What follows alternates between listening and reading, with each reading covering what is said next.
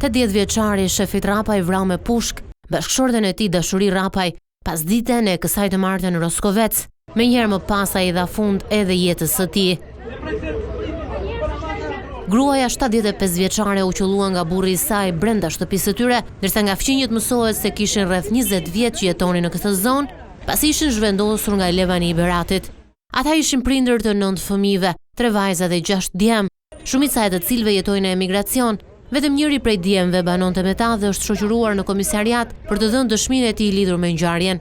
Krimi i 2 fisht ndodhi në fshatin Kuman, ndonse ende policia nuk e ka zbardhur arsyeën që e shtyu të moshuarin drejt këtij akti fatal. Tu në komunitet mirë njëvish që nuk ishin gjë. Vetëm me këtë kurrë në familje ka para disa vitesh. Vitesh kanë qenë me kunatin, se ka kunatin këtu. Atë shtëpinë Trekaçe kam pas me njëti nuk flisin, nuk shkonin. Po kështu në fshatin mirë sjell. Shesh kam pas brenda për brenda. Shedi. Ky me për të shpinit këtu Kollashka që me baçën këtu. E zoja këtu, shpijak. Si miki ka marrë, më kam pritur. Të rregull, familje rregull. Ku e di kjo ka qenë konflikti çastit, as e ka pasur, unë jam çik lart tash, nuk e di të gënjej kot.